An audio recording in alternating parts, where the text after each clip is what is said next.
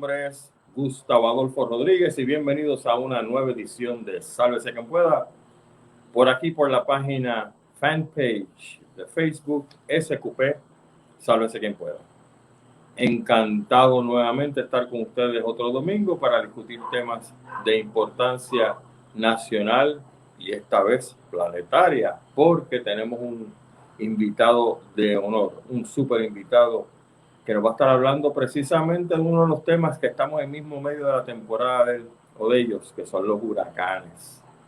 Pero antes que nada, haciendo las cosas como siempre las hacemos, bienvenidos nuevamente a esta edición. Como siempre, estamos todos los domingos a las 9 de la noche a través de nuestro fanpage SQP, Sálvese quien pueda. Recordando nuevamente que tenemos un canal de YouTube donde puede ver este y todos los videos que hemos grabado los últimos año y medio, 2 años. El canal de YouTube SQP, Sálvese quien pueda. Así también pueden visitar la página donde están ahora, porque los videos tenemos montones y montones de videos que se remontan allá al 2016, si no me equivoco, 2015. Es una cosa extraordinaria esta biblioteca de videos de diferentes tópicos que hemos hecho para todos ustedes. Estamos también a través de Twitter, a través de Instagram, en @salvecpr. Recuerden también que estamos en un total de 15 plataformas diferentes de podcasts, donde nos puede ubicar a cualquier hora del día, donde quiera que usted esté, sea en el trabajo, en la calle, en su casa, haciendo gestiones, lo que usted quiera. Todos y cada uno de los programas los puede escuchar a través de los podcasts, en este caso Breaker, Google Podcasts, Overcast, Pocket Cast, Radio Public, Spotify, Castbox, iHeartRadio, Listen Notes, Punto de Vista PR, donde estamos ahora con nuestro querido compañero Willy Torres, Radiacromática.com y por supuesto Tuning Radio. 15 plataformas de podcast para que no se pierda un solo detalle de estos programas que hacemos con mucho cariño y donde muchas veces, si no todas las veces, tenemos una serie de invitados que son de primer orden. Y precisamente vamos a hablar en la noche de hoy sobre el fenómeno de los huracanes. Ustedes saben que mi formación como ecólogo pues me permite evaluar cosas que quizás pues se nos escapan de lo que tiene que ver en este caso con los huracanes, ¿no? Porque como científico pues tengo una mente en esa dirección y por supuesto voy a hablar esta noche con un excelente científico también. Pero quiero llevarlo desde la A, desde cero hasta todo lo que podamos en el término de 1 hora o de 50 minutos. Porque yo sé algunas cosas, pero no las sé todas. Y hay personas como el distinguido invitado de esta noche que está sumamente preparado para ayudarnos a nosotros a entender lo que son los fenómenos de los huracanes y, por supuesto, cómo prepararnos, porque aparentemente la cosa se está poniendo más y más mala con la fuerza que estos eventos de la naturaleza están generando. Y una de las cosas que quiero hablar con él es precisamente esto que leí en la prensa sobre el hecho de que Ida se había convertido de tormenta tropical a un huracán categoría 4 o 5 en un término de 72 horas, 48 72 horas, lo cual yo no sé, pero yo nunca había escuchado ni leído una cosa como esta. Así que eso también lo vamos a poner en el pote durante la noche de hoy. Como el cambio climático está al palo, yo creo que entonces nos merece muchísimo traer este tipo de tópicos al programa de Sálvese quien pueda para que, como dije, todos estar mejor informados. Esta noche, mis amigos, nos honra, Sálvese quien pueda, la presencia del doctor Rafael Méndez Tejera. El profesor tiene un doctorado en ciencias atmosféricas de la Universidad Complutense de Madrid en España. Así también ha hecho estudios postdoctorales en la Universidad de Florida en Gainesville. Precisamente una de las cosas que también vamos a hablar esta noche, que es el efecto del fenómeno del Niño en el clima del Caribe. El doctor Méndez al presente es decano académico de la Universidad de Puerto Rico en Carolina. miembro del grupo de expertos y asesores en cambio climático del gobierno de Puerto Rico desde el 2019, y desde el 2003 es el director del Laboratorio de Investigación en Ciencias de la Atmósfera en la Universidad de Puerto Rico en el recinto de Carolina. Así que sin más preámbulos, quiero presentarles entonces al doctor Méndez Tejada. Buenas noches, doctor. Bienvenido a Sálvese Quien Pueda. Buenas noches, gracias por la invitación. Gracias por la invitación y qué bueno estar aquí conversando con ustedes. De todo lo que ha dicho, lo único es que no soy ya decano. Hace un mes más o menos dejé el decanato y estoy encargado del área de investigación. Pero todo lo demás. Soy un ex. Doctor. Soy un ex. Sí, hombre, seguro que sí. Bueno, vamos entonces a entrar en materia, doctor, porque creo que tenemos muchos tópicos y poco tiempo. Pero por ahí vamos. Primero que nada, doctor, ¿por qué existen los huracanes? ¿Por qué tenemos nosotros en el Caribe que chuparnos ese fenómeno y también en el Océano Pacífico? Bueno, los huracanes son un proceso de especie de limpieza de la naturaleza, de la atmósfera.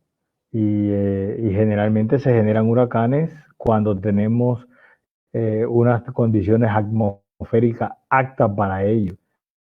Se originan en el trópico porque tenemos temperaturas que son sobre los 28 en el mar, sobre los 28.5 grados Celsius, y a partir de ahí, al tener nosotros altas temperaturas, pues podemos tener algún disturbio, y ese disturbio con esa temperatura comienza a gestarse el huracán. El huracán no saldría si no tenemos energía, es lo que le da vida. Por lo tanto, fuera del trópico, por el momento no tenemos formación de huracanes. Algunas veces se puede formar algún huracán extratropical, pero generalmente se forman en el trópico. Pero con el calentamiento que estamos teniendo, ya algunas veces podemos hasta dudar de que fuera del trópico se pueda producir. ¿Se pudiera decir entonces que los tornados son huracanes en tierra firme? Son una especie de huracanes en tierra firme porque tienen más o menos la misma climatología en términos de que rotan, tienen una rotación, tienen unos vientos, pero hay una serie de peculiaridades diferentes porque el huracán, básicamente en el caso del huracán, se alimenta del calor latente, mientras que el tornado se alimenta de las diferencias de temperatura. También es calor, pero es diferente en ese sentido. Entonces, pero de todas maneras los huracanes debo categorizar algo.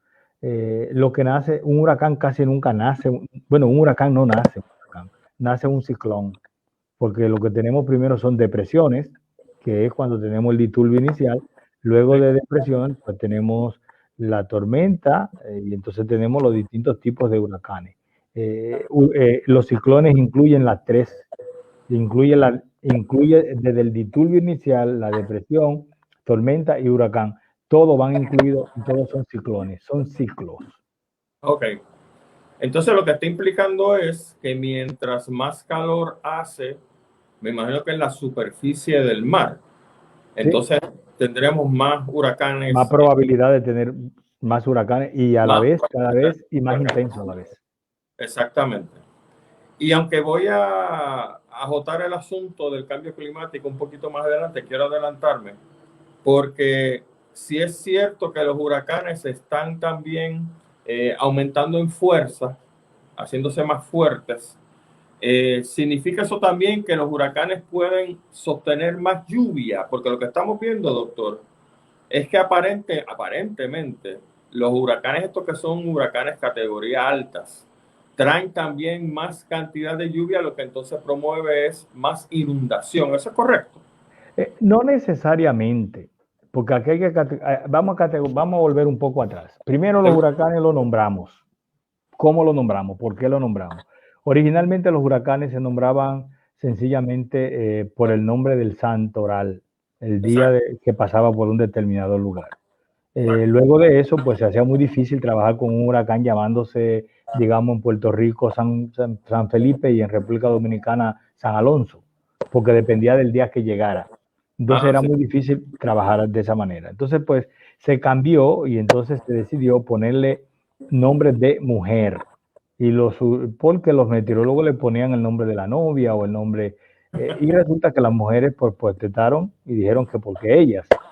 Y entonces se decidió ponerle nombre de hombre o mujer y mujer en 3 idiomas, en inglés, francés y español. ¿Por qué 3 idiomas? Bueno, porque son huracanes en el Caribe y son los 3 idiomas principales del Caribe. Entonces se van alternando nombre en orden alfabético, nombre de hombre, mujer, nombre de hombre, mujer, en cada uno de los 3 idiomas mencionados, inglés, francés y español. Ahora bien, una vez una vez haya un nombre de eso que haya impactado, ese nombre se saca de la lista, por lo menos por un periodo climatológico de 30 años. Es decir, que el huracán María no lo volveremos a ver ese nombre en 30 años. Normalmente se hace una lista de 21 nombres, es decir, ya los nombres de los huracanes, estamos en el 21, los nombres del huracán hasta el 2026 están escogidos ya. Y entonces se van tomando esos nombres. En el caso de que agotemos la lista de 21 nombres, como ahora ya vamos en 17 huracanes, pues si se agota la lista, se pasa a lo que es el alfabeto griego. Okay. Como decía ahorita, los huracanes son, comenzando por una disturbio inicial, que es la onda inicial, una depresión, entonces viene la tormenta, que ya cuando tenemos una velocidad de 37 millas. El asunto es que cuando llegamos a huracanes tenemos 5 categorías.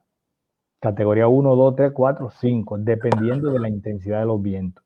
Es importante señalar que los huracanes se categorizan por intensidad de viento, no por tamaño. Por eso les decía ahorita que podemos incluso en algunos momentos tener una tormenta que sea mayor en tamaño que un huracán, en términos de tamaño. Sí. Porque cuando hablamos ya de un huracán, tenemos un ojo definido. El hecho de tener un ojo definido quiere decir que los vientos van a rotar alrededor de un centro y por lo tanto tienden a compactarse más. Lo que pasa es que un huracán es muy grande y eso evidentemente va a cubrir la isla, por ejemplo, por cualquier lado que pase, en términos de su tamaño, porque podemos tener un huracán que tenga un ojo de 50 kilómetros, 60 kilómetros. Estamos hablando de unas 40 millas, donde la isla solamente tiene 35, por tanto la isla puede caber perfectamente en el ojo de un huracán. O sea que cuando alguien le dice que el yunque va a desviar un huracán, eso es falso. El yunque no puede desviar un huracán porque el huracán es mucho mayor. Que se pueda debilitar un poco cuando sale el huracán de tierra, de agua y entra a tierra, eso sí es probable, porque evidentemente va a dejar de recibir energía y entonces se va a debilitar. Pero el yunque no va a desviar un huracán. Por lo tanto, yéndonos vertical, ¿qué altura puede tener un huracán? Pues como tenemos la atmósfera comienza en la primera capa de la atmósfera, la troposfera y después la estratosfera. Un huracán puede alcanzar casi la estratosfera. Estamos hablando de unos 12, 15 kilómetros, podría alcanzarlo. En el caso del huracán Wilma estuvo rondando los 14 kilómetros de altura.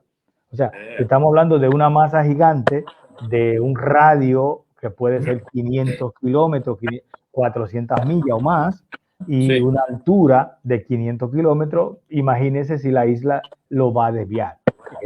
Cuando un huracán se desvía de la isla es porque hay otras razones climatológicas que lo desvíen. Seguro que se ha entendido perfectamente. Quiero enfocarnos, doctor, un momentito en el área del Pacífico, porque aquí muchos de nosotros sabemos un montón de los huracanes de acá del Caribe. Pero ¿qué pasa en el Pacífico? Primera pregunta. En el Pacífico se conocen los huracanes como tifones, ¿correcto? Sí, ese es lo mismo. Lo que pasa es que en el Pacífico se le llama tifón, de igual manera que en Australia se le llama Willy Willy. Ah, en Australia se llama como Willy Willy. Willy Willy. Pues son nombres que se le dan dependiendo de la región y eso hace que pues, lo podamos distinguir más fácil. De hecho, entonces, los huracanes en el Pacífico son más intensos que los huracanes del Atlántico. A eso voy, gracias. Me imagino que entonces hay unos factores que inciden en el Pacífico que no lo tenemos en el Caribe, ¿es correcto? En primer lugar, la masa de agua del Pacífico es mucho mayor que la masa de agua del Atlántico. Correcto. Y las diferencias térmicas que hay entre por ejemplo, cuando se genera un huracán o se genera un viento que se llama monzón, que es un viento que da vida a la India y también mucha muerte porque puede ahogar mucha gente, pero cuando no hay monzón no hay comida. Se genera por diferencia térmica entre el océano y el continente. Como es un océano muy grande y un continente muy grande, pues se genera una diferencia térmica de temperatura, una diferencia de temperatura entre los dos y se generan estos vientos. Esos vientos no ocurren en el Pacífico con esa intensidad, en el Atlántico con esa intensidad. Ok, o sea que los huracanes en el Pacífico pueden ser más intensos, violentos que los del Caribe. Exacto. Sí. Tuvimos, por ejemplo, hubo un huracán hace 3 años, no recuerdo el nombre, me parece que se llamaba, no recuerdo el nombre, que fue muy superior a los huracanes que nosotros tenemos por acá. ¿Sí? Okay. ¿Es cierto eso, doctor, que los huracanes se están formando más temprano durante el año y se están tardando más, esa temporada se está alargando? El año pasado, el año pasado yo publiqué un artículo con un joven muy bueno climatólogo de acá, que ahora está trabajando para la Universidad de Sonoma en California, pero está en Puerto Rico, se llama José Hernández, y publicamos un artículo estudiando los huracanes desde 1900 para acá, y la década pasada fue la década que hubo más huracanes antes de la temporada de huracanes. De manera que sí, se están produciendo más huracanes antes de la temporada de huracanes. E incluso, y ahora están pasando que se están saliendo de la temporada de huracanes, como fue el caso de la temporada del 2005, en donde tuvimos huracanes hasta en enero y febrero. Y no es normal, ya tienen un huracán más del 30 de noviembre, pero sí, se están formando antes y después de la temporada de huracanes. Y eso se puede someter a modelos, me imagino, climatológicos. Bueno, sí, constantemente estamos estudiando esto con los modelos climatológicos y estamos dándole seguimiento con los modelos climatológicos, claro. Sí. Ok. ¿Y qué tal el asunto de la frecuencia, doctor? Los huracanes, por ejemplo, en ciertos meses están aumentando más de frecuencia que en meses anteriores. Bueno, normalmente la frecuencia de huracanes ha estado, el pico se presenta normalmente en septiembre, alrededor del 10, pero eso tiene una razón de ser, y esa razón de ser puede cambiar. ¿Por qué?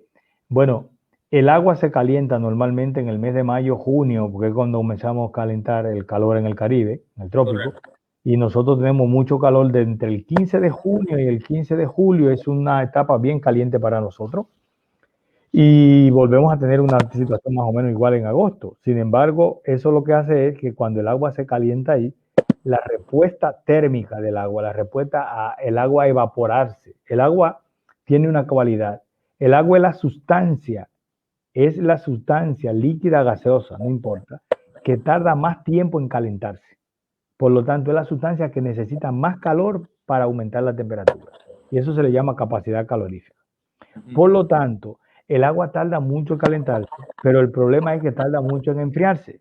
Sí. Entonces se calienta en verano y comienza a emitir ese calor en el mes de septiembre. Y por eso es que la mayoría de los huracanes se están dando en septiembre. ¿Qué está pasando? Que si el calentamiento comienza desde mayo, pues podemos comenzar a tener huracanes desde agosto fuerte como lo tenemos ahora. Y fíjese que ya comenzamos en agosto, entonces eso puede hacer variar la temporada, ¿no? La respuesta térmica del agua va a depender de cuándo comencemos a tener ese calentamiento. Y ahora nosotros hemos comenzado a tener un calentamiento desde mayo y ha seguido, tenemos días todavía de temperatura récord. Ahora mismo tenemos temperaturas, tuvimos una ola de calor el mes pasado.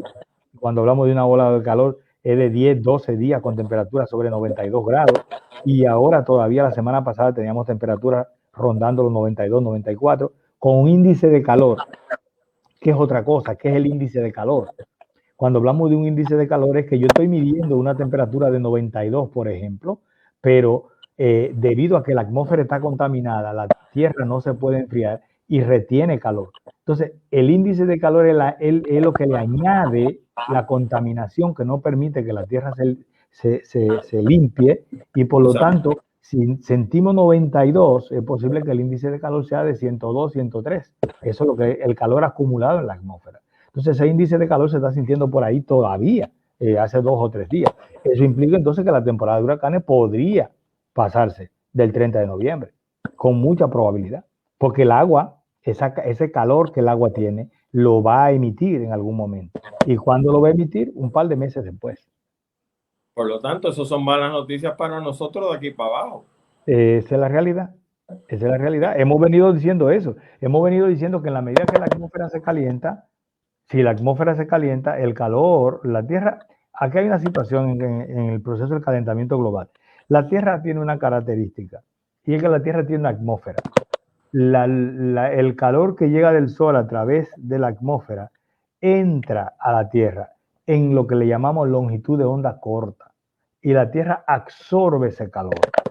Pero cuando la Tierra se va a enfriar durante la noche, lo hace en longitud de onda larga y la atmósfera no permite la salida de esa onda. Yo he explicado esto a la gente bien sencillo, como cuando usted está en un lugar, si en ese lugar usted enciende el radio y puede usted escuchar la frecuencia FM, pero es posible que no pueda escuchar la AM, pues Correcto. significa que tiene transparencia la FM, puede entrar y la AM no. Pues al la Tierra cambiar la banda de emisión de calor en la noche, ese calor al ir a salir, la atmósfera le dice, no, tú no puedes salir y retiene ese calor.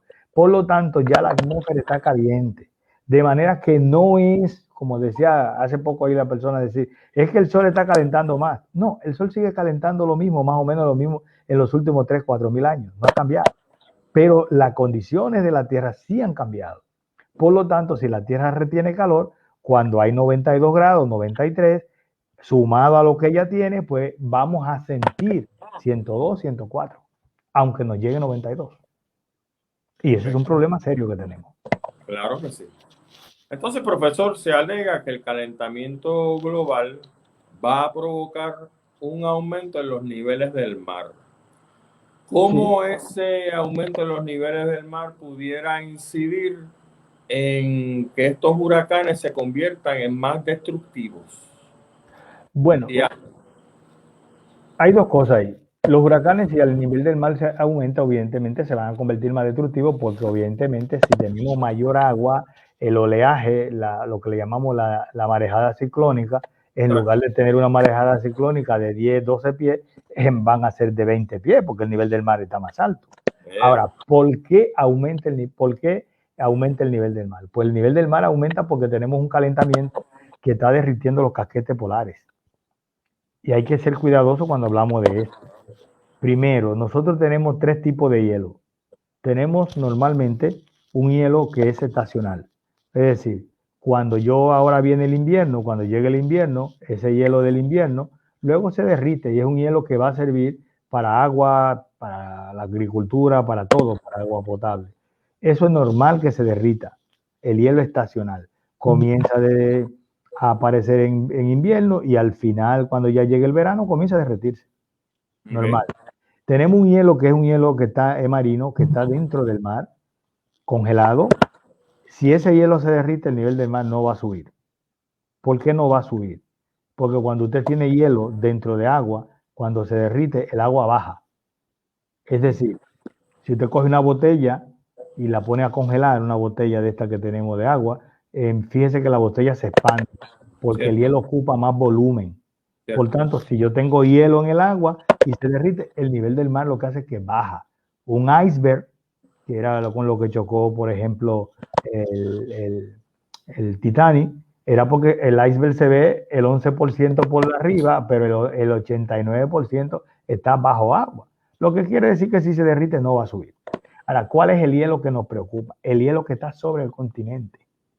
Porque el hielo sobre el continente, cuando se derrite, es hielo que tiene agua, procede de agua dulce. Primero, añade agua y segundo, agua con otra densidad.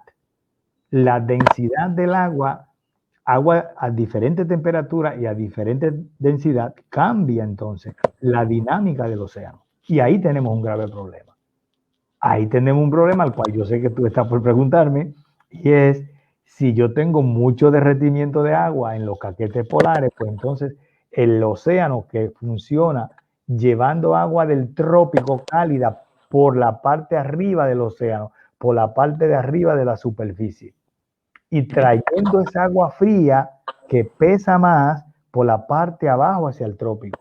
Y entonces se mantiene ese ciclo, y eso es lo que se le llama una corriente,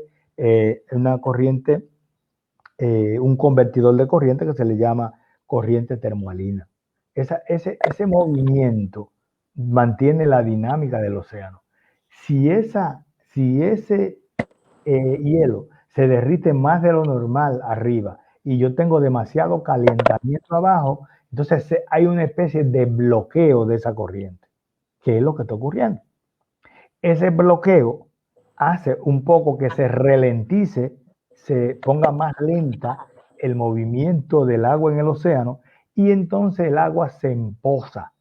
Y ese empozamiento del agua cálida que sale del trópico se está quedando en el Golfo de México.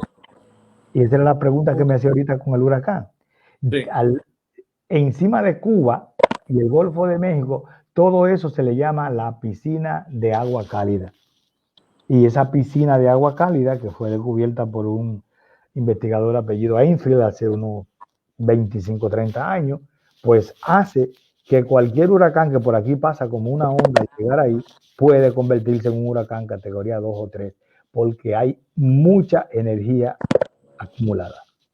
Y esa energía acumulada es la que hace que esos huracanes estén acabando con la costa de Estados Unidos. De manera que esa piscina de agua cálida está ahí e incluso casi nunca salían huracanes naciendo allí y ya están comenzando a generarse en esta zona.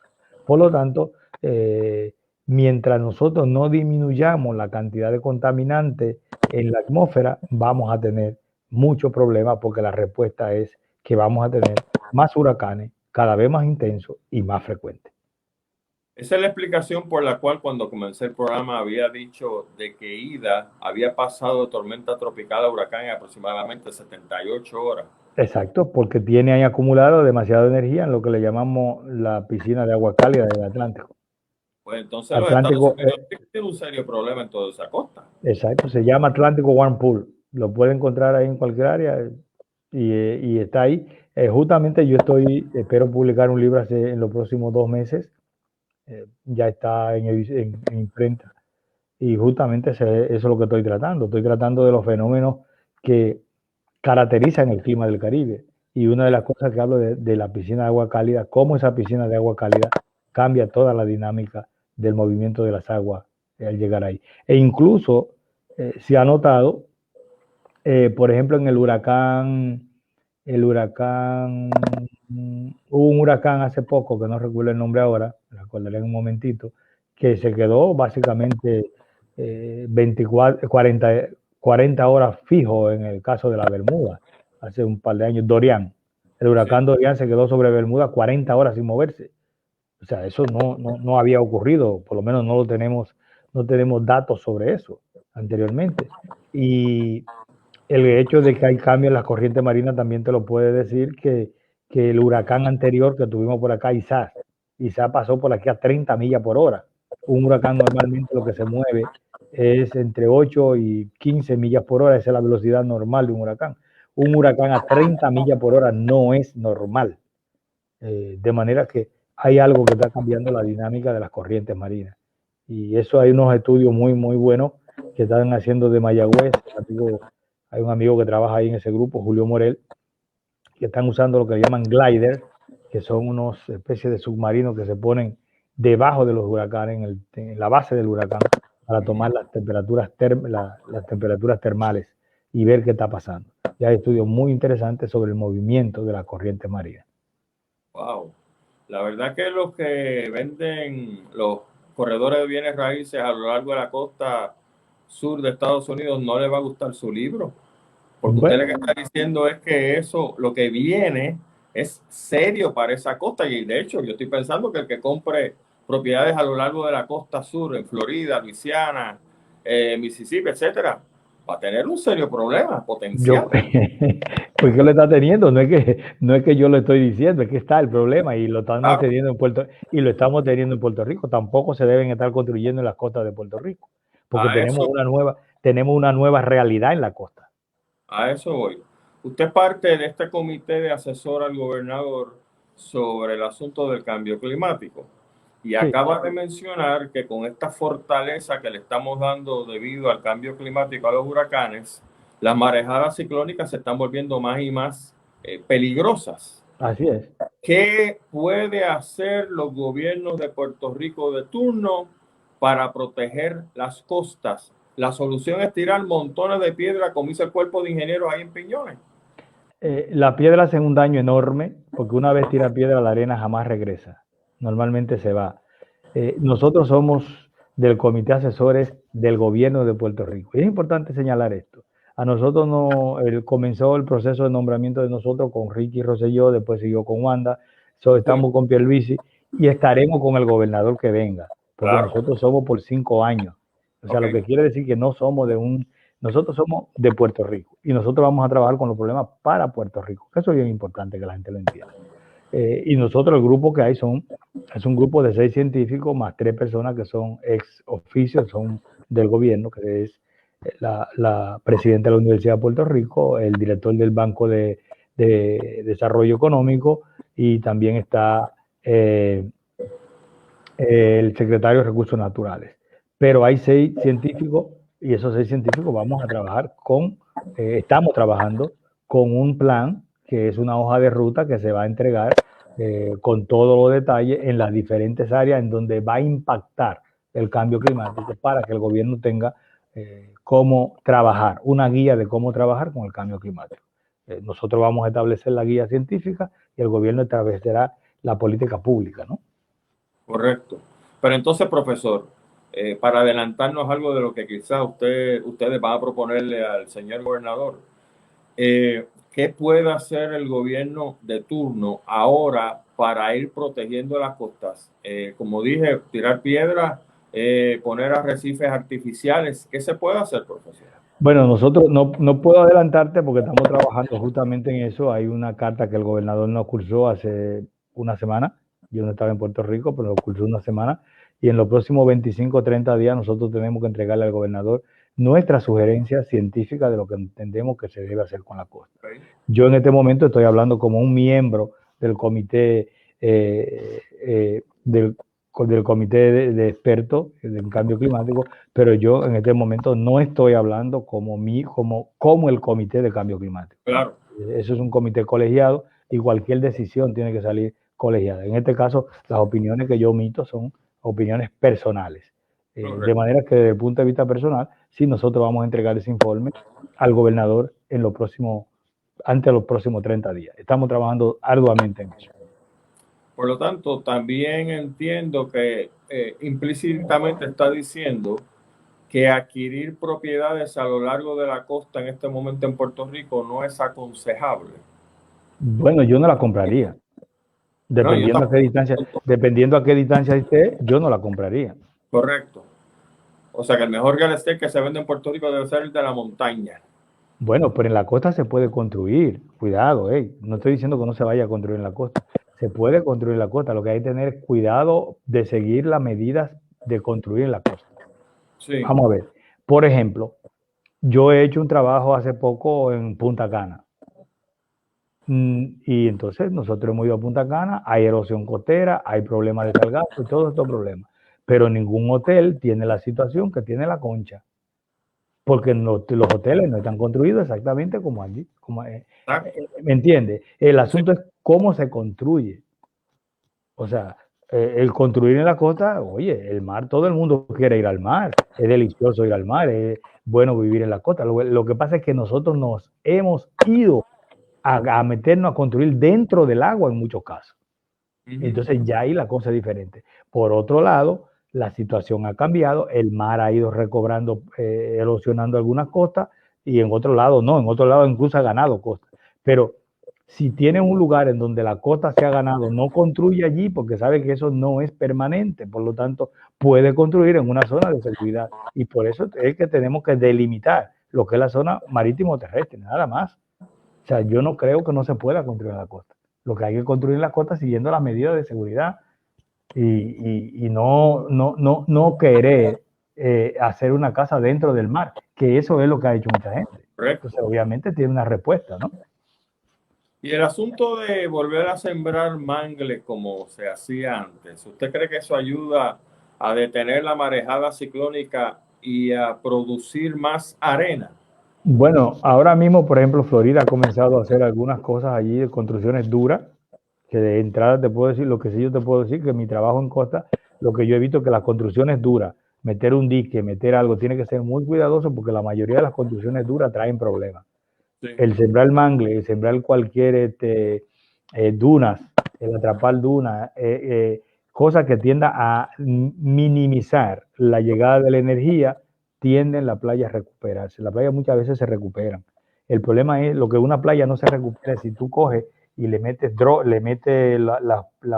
las piedras estas que le están metiendo, no va a llegar la arena. No va a llegar la arena porque la propia piedra hace que la arena se erosione.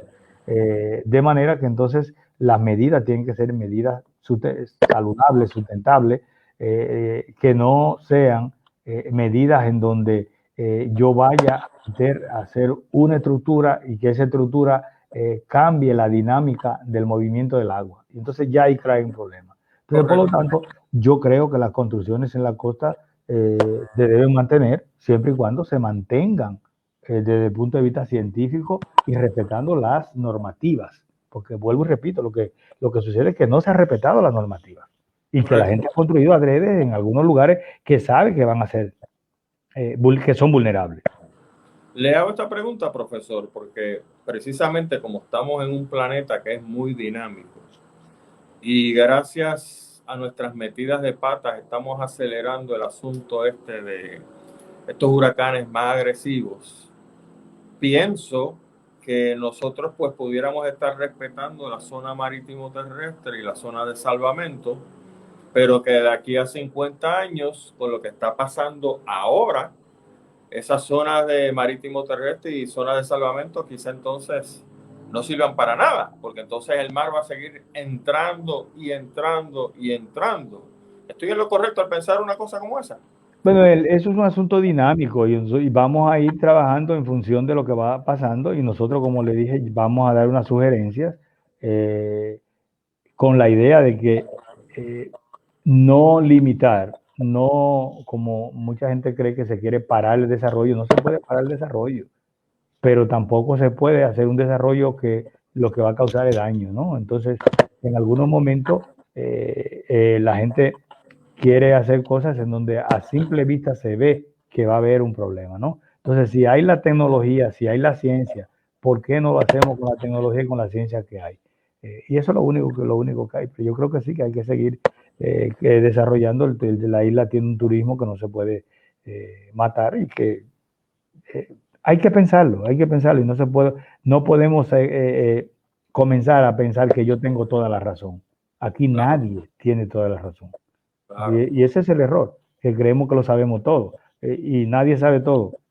Yo soy ignorante en algo y en muchas cosas somos ignorantes y nadie sabe todo.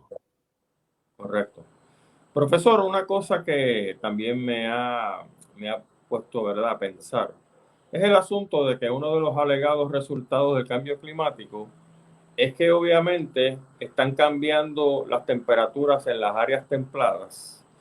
Y está sucediendo, no sé si se puede decir así, la tropicalización de las áreas templadas. O sea que las áreas templadas están poniéndose más y más calientes.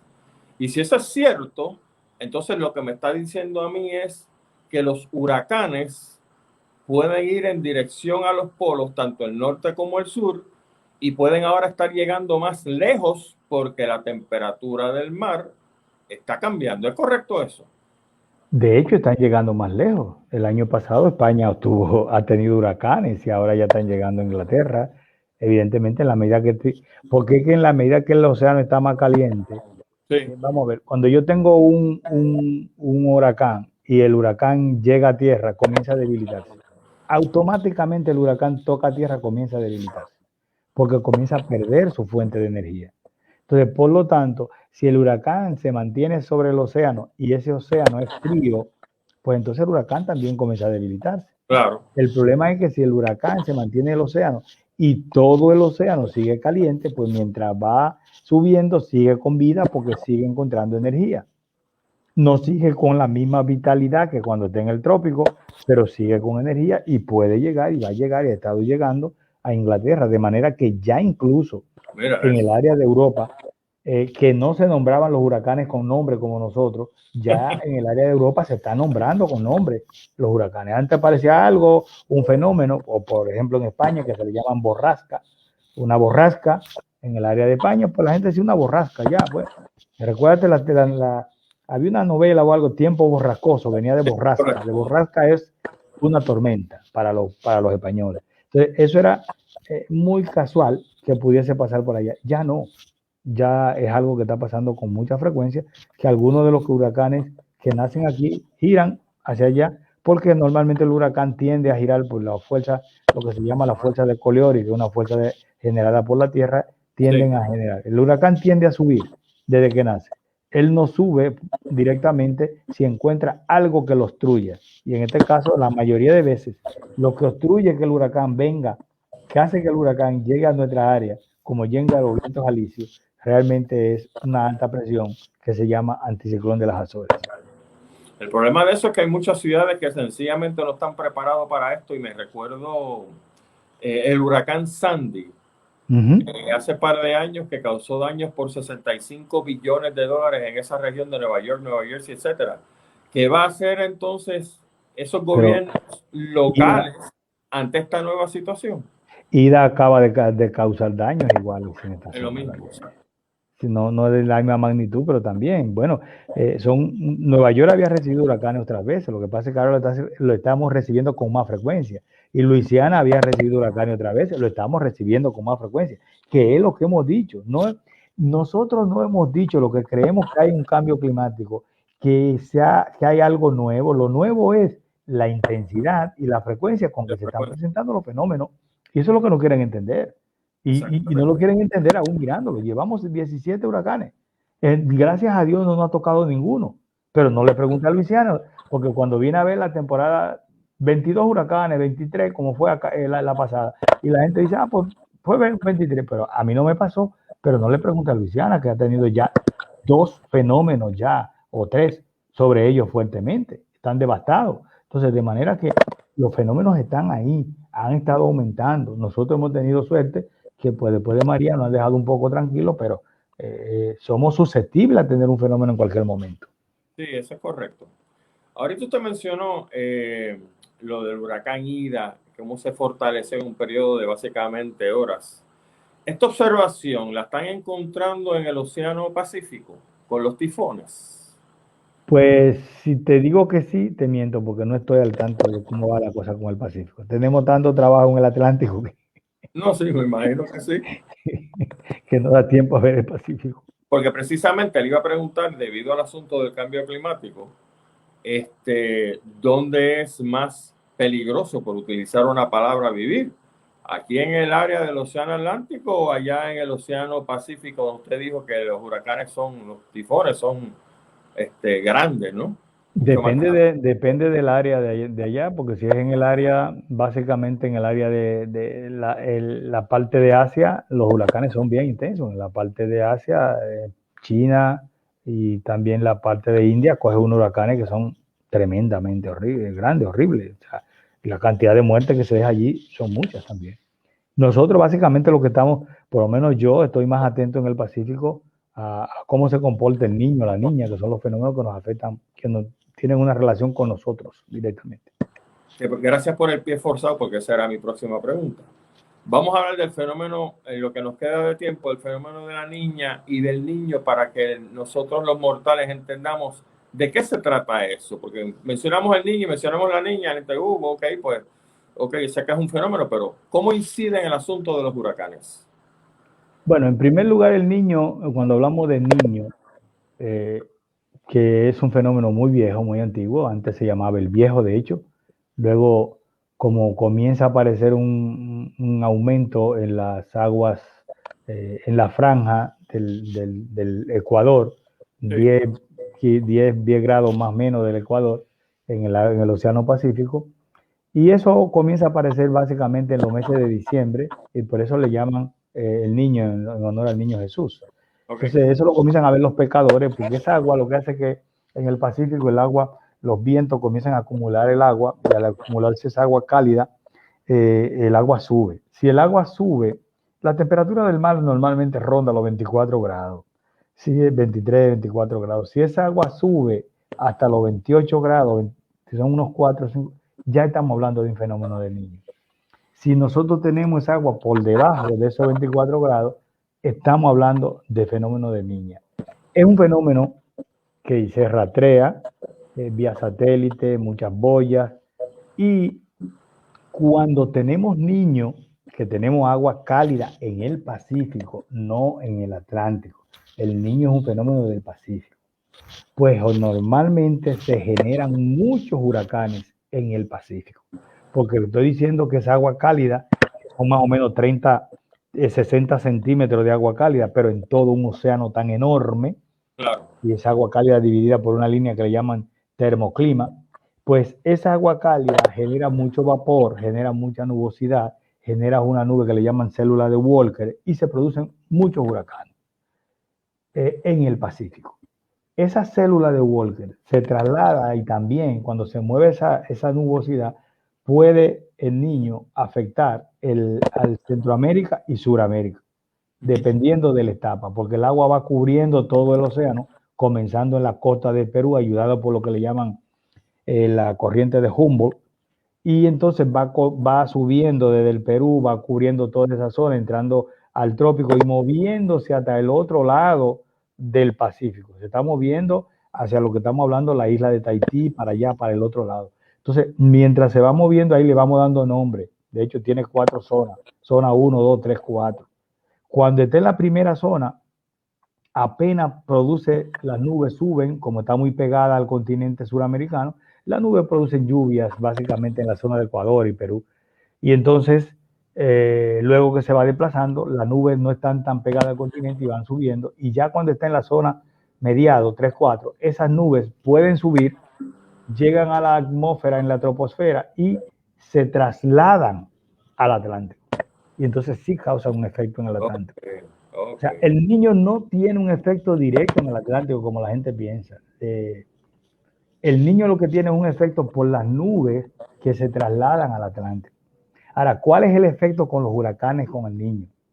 Si yo tengo en el Atlántico un huracán que nace y se va desarrollando, trasladándose desde África, viene para acá, para el Caribe, y yo tengo un fenómeno de niño, el niño, si está en un buen momento, produce esas nubes y esas corrientes de aire que vienen desde allá, cortan el crecimiento del huracán. Me preguntabas ahorita que a cuánto puede subir el huracán. Te dije que a 12, 15 kilómetros. Pues esos 12, 15 kilómetros, cuando viene una corriente de viento cortante, pues lo debilita. Y el niño tiende a debilitar los huracanes. De manera que cuando hay niños, aunque produce muchos huracanes en el Atlántico, en el Pacífico, en el Atlántico lo que hace es que lo debilita. Mira qué interesante, qué bien. Cuando hay niña, pues lo que hace que la niña, como es agua fría, el agua fría no evapora, no hay nubosidad y no se producen los vientos cortantes. Por lo tanto, los huracanes que tenemos en el Atlántico se mueven tranquilamente y no tienen ningún problema.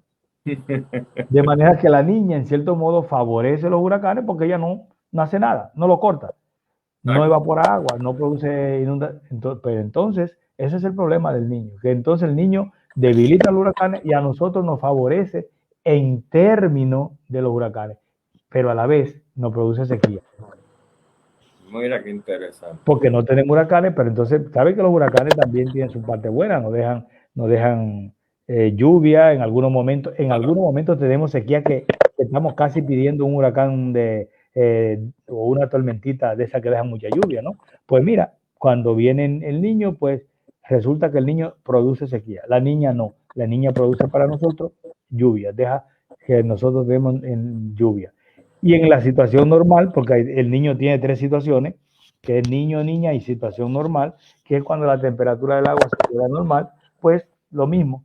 La situación normal se comporta más o menos como la niña, ¿no? No produce nubosidades extremas, no produce corriente cortante y los huracanes tienden a moverse en nuestro océano, el Atlántico, tranquilamente, ¿no? Lo digo y me maravillo porque, no sé, a nosotros como que nos han enseñado que el planeta son diferentes compartimientos, pero el planeta es un todo. Está interconectado. Por eso, y lo que pasa allá por las ínsulas, por el Pacífico, viene y me afecta a mí que estoy en el Atlántico. De hecho, a ese efecto se le llama teleconexión. Lo que el niño hace es una teleconexión. Porque yo oí una vez a alguien diciendo, el niño mató los corales de acá. El niño no puede matar los corales de acá, porque el Pacífico y el Atlántico no se conectan. Bueno, por el canal de Panamá, por las esclusas del canal de Panamá, nada más. No hay flujo de agua en el Pacífico y el Atlántico, por ahí. Y cuando baja allá al final de Sudamérica, el agua es fría. Por lo tanto, el agua que puede venir de allá va a ser por debajo de la plataforma de hielo. De manera que sería agua fría, no agua cálida. Y el Niño es agua cálida. Wow. La verdad, profesor, que ha sido una experiencia maravillosa de conocimientos al haberlo tenido aquí esta noche, porque yo aclaré muchas dudas que tenía, aprendí muchas cosas que no sabía. Gracias, gracias. Los amigos que nos están viendo pues hayan pasado por lo propio. Le agradezco enormemente que haya estado con nosotros. Gracias por esta lección magistral. Obviamente, pues sé que se quedaron muchas preguntas, pero como dije, el tiempo pues es bastante breve. Agradecido, profesor, por su participación, por sus conocimientos, y qué bueno que lo tenemos aquí en Puerto Rico, mostrándole el camino correcto a los políticos, porque hay que decirlo así, los políticos tienen sus hábitos y sus cosas, pero los científicos pues dicen las cosas como son, y las cosas como son, pero son precisamente las cosas como son en verdad. Así que muchas gracias, profesor. Gracias por la invitación. Nosotros como científicos tenemos el deber de decir la verdad, de decir los resultados, de ahí las aplicaciones que hagan o las interpretaciones, pues eso ya va a depender de las autoridades, pero nuestro deber es cumplir con el pueblo. Muy bien. Gracias, profesor. Encantado de tenerle en Sálvese quien pueda. Y esperamos verle en una próxima ocasión. Espero que sean unas noticias agradables, pero quién sabe. Vamos a ver qué sucede. Muy amable, profesor. Gracias por su tiempo. Gracias, buenas noches. Buenas noches. Mis amigos, el profesor Rafael Méndez, un experto en ciencias atmosféricas, que qué bueno que lo tuvimos esta noche del lado de acá. Espero que la conversación les haya gustado, porque como le dije al profesor, aprendí un montón de cosas que no sabía, sobre todo el asunto al final del Niño y cómo afecta a los huracanes acá. Y por supuesto, vieron, como hemos dicho en ocasiones anteriores, creo que una de las cosas más impertinentes que uno puede hacer con su dinero, y quizás esto le toca a Gilberto Albero hablar sobre esto en la semana, es comprar propiedades en la costa de Puerto Rico. Obviamente es su dinero, usted haga lo que le dé la gana, pero yo creo que vamos a tener que ir acostumbrándonos a ser puertorriqueños de montaña y no puertorriqueños costeros, porque la verdad que esto está sumamente difícil y el tiempo pues nos irá dando la razón o no sobre este asunto del cambio climático. Mis amigos, muchísimas gracias a todos ustedes. Sé que tienen un montón de observaciones. Gracias por las felicitaciones que nos han dado en la columna de comentarios. Muy amables a todos ustedes.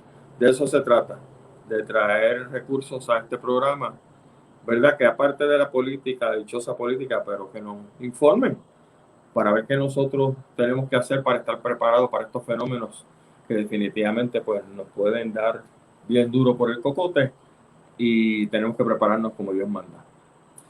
Mis amigos, vamos entonces a terminar el programa. Voy a tratar, le voy a decir la primicia ahora. Ustedes saben que hay un sendo revolú con esta legisladora de la Cámara de Representantes, Mariana Nogales. Vamos a tratar de tenerla a ella, no sé, de hecho no sé si es senadora o representante, pero bueno, vamos a tratar de tenerla a ella la semana que viene, si es que no renuncia antes, porque yo quiero saber, igual que usted, qué está pasando con la representante o la senadora de Nogales, ¿verdad? Representante. Sí. Sobre el asunto este de que tiene unas propiedades y que qué sé yo. Bueno, vamos a ver qué sucede. Así que si me contesta la invitación y dice que sí, vamos a tener la semana que viene un programa de tú a tú, donde como siempre, aquí se hacen las preguntas que hay que hacer y nosotros entonces haremos lo pertinente. Gracias a todos ustedes, que pasen una excelente semana. Recuerden nuestro lema. Bueno, no, lo voy a decir diferente. Dios perdona siempre, el hombre perdona a veces, óigame, pero la naturaleza no perdona nunca. Hasta el domingo que viene, sálvese quien pueda.